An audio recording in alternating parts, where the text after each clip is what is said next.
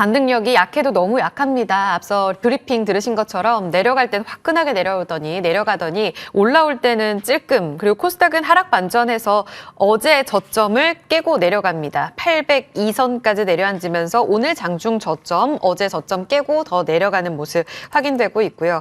코스피도 2404선까지 내려앉으면서 오늘 장중 저점 터치가 나오네요. 참고로 어제 저점이 2402선입니다. 마감까지 코스피도 하락 반전된 가운데 오늘은 어떻게 해석이 필요할지 두 프로께 이야기 들어보겠습니다. 정태근 미르경제연구소 이사, 송태현 유한타증권 과장입니다. 어서 오세요. 네, 반갑습니다. 안녕하세요. 네. 두 분 나오실 때 시장 변동성 참 커요. 그렇죠? 해석 좀 들어볼게요. 정태근 이사님, 국채금리, 유가, 환율 조금씩 진정된 국면 속에 미장의 상승이 나왔고 9시 반에 앞서 브리핑 들은 것처럼 V자 반등 나왔거든요. 네. 그래도 어제 저점은 지키겠지 했던 오늘이었어요. 반등력이 한 1시간 사이에 급격하게 꺾이면서 지금 하락 반전됐습니다. 왜 이런 거예요? 초반에 약간 디스를 해가지고 약간 웃음이 자꾸 나오려고 그러는데 웃으면 안 되는데 자꾸 웃음이 나오는데 정말 두 죄송하네요. 분께 시장이 시그널을 주는 것 같아요. 해석을 해달라는. 아마 앞으로 더 이럴 겁니다. 아직 제가 볼 때는 끝이 아니라고 봐요. 여전히 계속 있다. 네네. 네. 그리고 원인은 저는 파월이라고 봐요. 결국 시장을 파월이 이렇게 만들었다고 좀 말씀드리고 네. 싶거든요.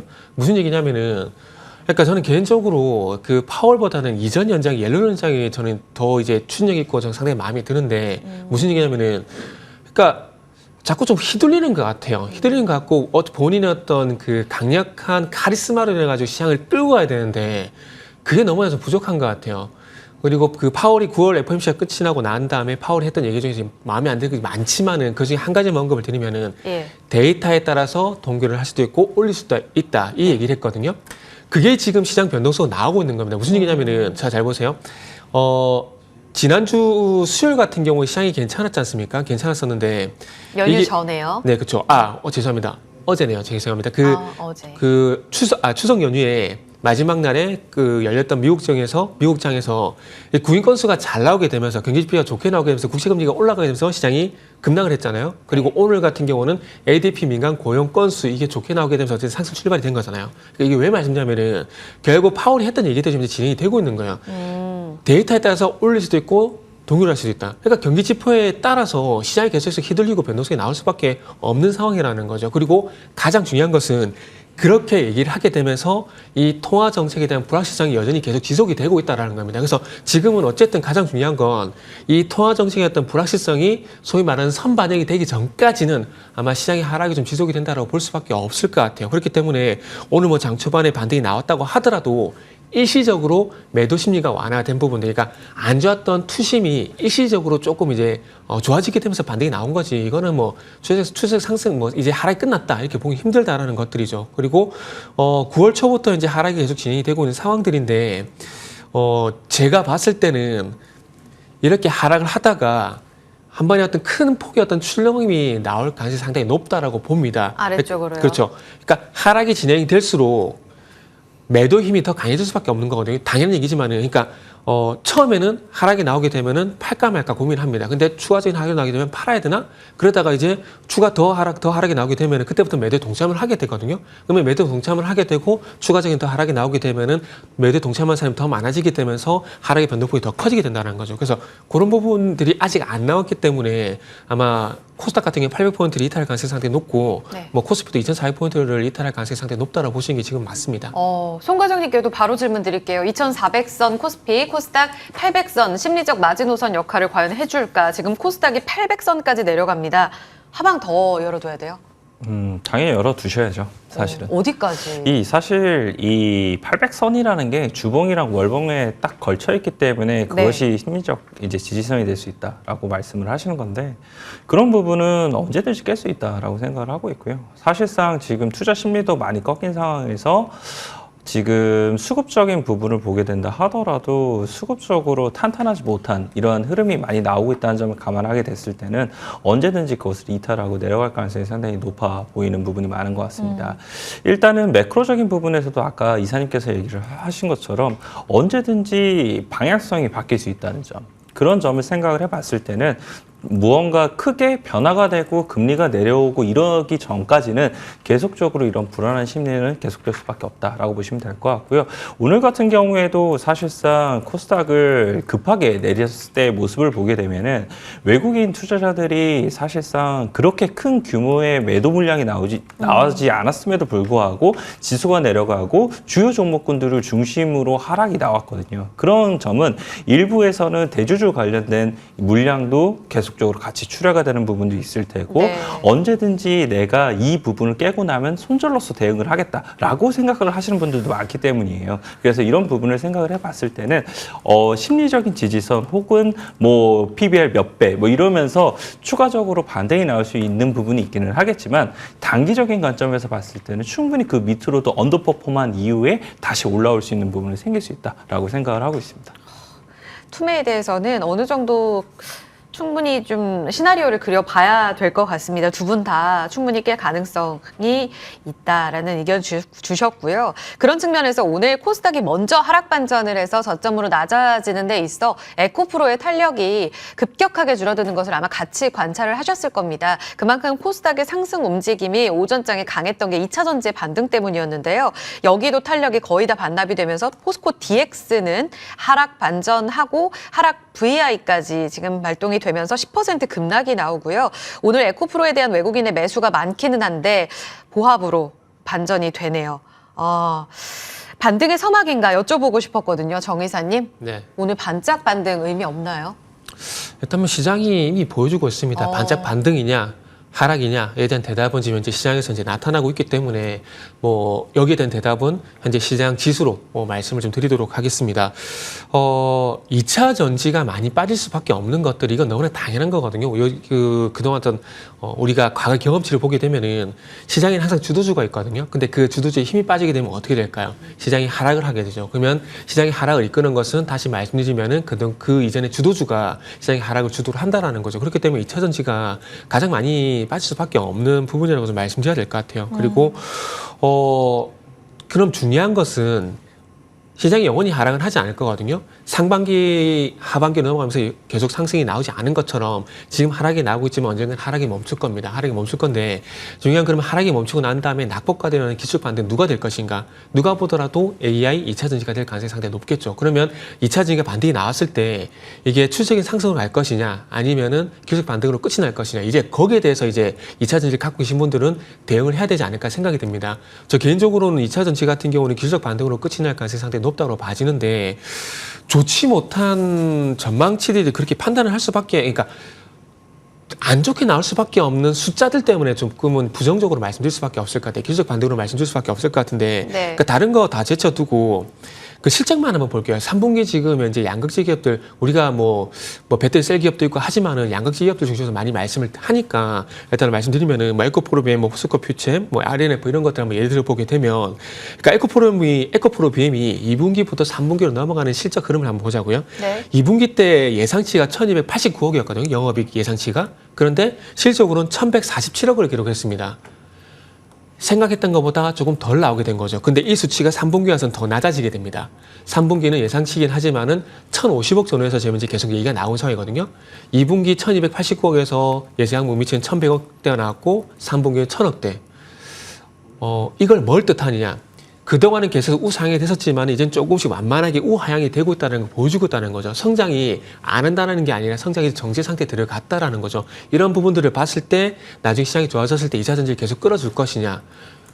많은 요인들이 있겠지만은 요거 하나만 보더라도 2차 전지를 추가적으로 끌고 갈 만한 이유가 없다라는 거죠. 그래서 저는 개인적으로 2차 전지 같은 경우는 두 가지 관전 포인트가 있는데 좀 긴 관점이긴 한데 하나는 2차 전지를 포함한 신재생 에너지를 가지고 계신 분들은 저는 내년이긴 하지만 내년 대선에서 트럼프가 안 되길 바라셔야 될 겁니다. 그리고 이제 실적으로 얘기를 하려면은 이제는 실적 모멘텀은 끝이 났고요. 미국적 증설이 그 490기가와트 정도의 증설이 마무리되는 그때 가서 다시 한번 이 숫자가 더 늘어날 것이기 때문에 그때까지는 좀 힘들 수 있다는 점들을 좀 감안하셔야 될 것 같아요. 그러다 보니까 2차 전지 갖고 계신 분들 같은 경우는 지금 좀 많은 고민을 해야 될 구간이지 않을까라는 말씀도 좀 추가적으로 좀 드려야 될 것 같아요. 종목 선별에 대한 이야기도 나오고 있습니다. 네네. 말씀하신 대로 이 부분은 또 송 과장님께도 여쭤볼게요. 하나증권 리포트도 나왔는데 에코프로를 팔고 LG엔솔, 포스코퓨처엠, 에코프로 BM을 사라. 고평가 이야기는 사실 꾸준히 이야기가 나오기도 했지만 이번에 이야기가 나온 건 이수연 앵커의 브리핑에서도 전해드린 것처럼 공급망에 대한 경쟁력이 있는 쪽으로 좁혀가자라는 이야기를 강조한 거예요. 그런 측면에서 보면 오늘은 다 같이 좀 하락해서 선별이 정말 의미 있나 싶기는 한데 여기에 공감을 하시는지 2차전지 안에서도 종목 선별을 하는 한 기회가 있다고 보시는지 궁금해요. 종목 선택의 기회는 계속 있을 거예요. 근데 선별적으로 움직이지 않고 다 같이 밀리잖아요. 시장이 지금은 그럴 시장은 아니니까 그런 부분이 있게 될 텐데 큰 종목들, 우리가 대표적으로 알고 있는 종목들에 한해서는 사실상 그런 기회는 많이 없을 겁니다. 방향성 자체가 말씀하신 것처럼 이 종목이 올라가는데 이 종목이 안 올라갈 리는 없어요. 뭐 한 3, 4%의 정도의 차이가 있을 뿐이지 그런 부분이 있기는 하겠지만 그 외에 이제 조금 더 이선에 있는 조금 더 작은 종목들 오늘 같은 경우에는 사실 뭐 TCC 스틸이라든지 아니면 사마 알루미늄이라든지 뭐 코스모신 소재라든지 이런 기업들이 사실상 이 한번 이 2차전 섹터가 올라갈 때 보다 더 강하게 움직이게 될 수 있는 이런 부분이 있는 종목들 같은 경우에는 충분히 선별적인 부분에 대한 언급이 나올 수 있는 부분이 있기는 할 텐데 그 외에 조금 더 큰 종목인 에코프로라든지 뭐 LG 에너지솔루션, 뭐 포스코퓨처에 뭐 이런 종목군들이 그 논리는 사실상 맞아요. 맞긴 맞습니다. 사실 공급망이 더 잘 갖춘 기업들이 결국은 선택을 받게 될 거고 그 선택을 받는 기업들이 실적이 좋아질 것이다. 이 긴 틀에서는 맞는 부분이 있기는 하겠지만 어쨌거나 많은 프리미엄을 받고 많은 가정 안에서 주가가 많이 올랐었잖아요. 근데 그 가정들이 조금씩 흔들리게 되고 그 가정에 대한 부분이 무언가 틀어질 때마다 프리미엄의 그 수치는 다 같이 낮아지게 될 텐데 그런 부분은 결국 동일하게 적용을 받는다라고 보시면 될 것 같고요. 아까 말씀을 드린 그런 종목군들에서는 추가적으로 워낙 작았던 종목이 커지는 과정 속에서 실적이 보다 더 폭발적으로 나올 수 있는 종목들 그런 분들은 충분히 더욱더 다른 모멘트로 움직일 수 있는 부분이 있을 것이다 라고 생각이 되고 있습니다. 고민이 깊어질 수밖에 없겠습니다. 2차전지 마무리하고요. 오늘 로봇주들의 움직임도 눈에 띄었습니다. 특히 오전부터 빠졌는데 두산 로보틱스는 혼자 좀 달렸죠. 하지만 이 대비식에 대해서는 평가는 많이 엇갈립니다. 따따블 못 갔다라고 평가하는 곳이 있는가 하면 그래도 공모가 26,000원을 상회하면서 5만 원까지 터치, 65,000원까지 장중 터치를 했죠. 물론 현재는 5만 원 하회하고 있습니다. 이런 부분에서 선방했다라는 평가도 있는데 이 부분 어떻게 보세요? 송 과장님께 한 번 더 여쭤볼까요? 오늘 좀 의외기는 했어요. 어떤 부분이요? 두산 로보틱스가 상장을 하게 되면서 전반적으로 로봇 섹터가 보다 더 붐이 나오는 게 아니냐 이러한 이제 관점이 더욱더 지배를 했었었는데 그 부분을 정말 와르르 기대를 무너뜨리게 되면서 전반적으로 나머지 종목들이 다 세론이 나오게 됐었거든요. 그런 부분이 추가적으로 계속 이어질지는 좀 지켜봐야 되는 부분이 될 것 같고요. 두산 로보틱스에 대한 오늘 수급을 보게 된다 하더라도 외국인하고 기관하고 많은 부분에 매도 물량이 나오고 있거든요. 그런 부분을 생각을 해봤을 때는 추가적으로 계속 두산 로보틱스가 로봇 섹터에 대한 수급을 다 가져갈 것인지 아니면 그 외에 나머지 종목들로에 대한 다시 회귀가 일어날 건지 이 부분은 아직은 수급적인 측면이기 때문에 우리가 알 수가 없어요. 그래서 뭐 먼저 섣부르게 예측을 하면서 들어가기보다는 한 일주일 상간의 모습을 보면서 우리가 대응을 하는 것이 더욱더 맞지 않나라고 생각을 하고 있고요. 다음 주 같은 경우에 2023 이 로봇 월드가 있게 되거든요. 여기가 사실상 그 다음에 이 이슈가 있었던 부분이었어요. 그래서 이 부분이 갔을 때 과연 또 두산 로보틱스가 움직이느냐 아니면 다른 종목군들이 움직이느냐에 따라서 아예 이 섹터에 대한 전략이 그때부터 달라질 수 있다라고 말씀드릴 수 있을 것 같고요. 어쨌거나 로봇 관련된 섹터는 11월 달에도 보게 되면은 이제 개정 법안 관련돼서 이야기가 나오게 될 거고 네. 삼성 같은 경우에도 보픽 관련돼서 이야기가 계속적으로 연내에 나올 것이다라고 하고 있거든요. 그런 점까지 생각을 해봤을 때는 일단은 관심은 계속 가져보되 다음 주까지는 수급이라든지 아니면 움직임이라든지 이런 부분을 내가 잘 모르는 상황 속에서 굳이 들어가지 말자는 거죠. 그래서 일단 조금 더 지켜보자라고 말씀드리도록 하겠습니다. 수급의 향방을 읽어야 한다. 그것이 먼저다라는 이야기를 해주셨습니다. 마지막 종목 하나만 더 여쭤볼게요. 솔리드인데요. 8% 급등세 나오면서 오늘 장중 시장 흔들림에도 개의치 않고 7% 7%, 거의 8% 가깝게 오르면서 마감할 것으로 보입니다. 정 이사님, 다른 5G 주들은 못 가잖아요. 오늘 네. 반등 준 종목들도 있었지만 이 종목은 4,500원부터 어느덧 6,800원까지 아주 단단하게 올라가고 있습니다. 엔비디아 등판 이렇게 해석하던데 더 갈까요? 거기에 대한 대답은 어제 강세를 보였었던 이제 CBDC 관련주가 답이라고 좀 보고 있어요.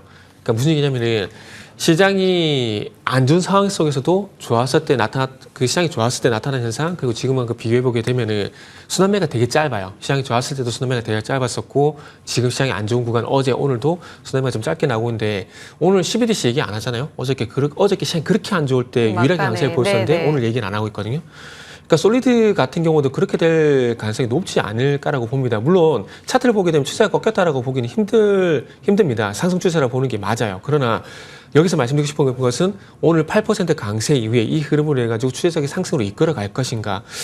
그런 관점에서 한번 고민을 해봐야 되지 않을까 생각이 들어요. 그 근거는 두 가지 좀 제시할 수 있을 것 같은데, 지금의 증시 상황, 오늘의 상승을 계속해서 이어줄 만한 어떤 증시 분위기인 것인가. 그리고 또 중요한 것은 그러면 증시상이 받쳐주지 않게 된다라면은 종목 자체적으로 강하게 밀고 올라갈 수 있는 그런 이슈가 될 것인가. 이런 부분들 보게 된다라면은 아무래도 이 두 가지 측면에서는 맞다라기보다는 아니다라 쪽으로 보게 된다라면은 아마 추세적으로 상승으로 좀 이끌어가기가 녹록지 않은 상황이다 좀 보다 보니까 일단 단발성을 좀 봐야 되지 않을까라고 생각이 듭니다.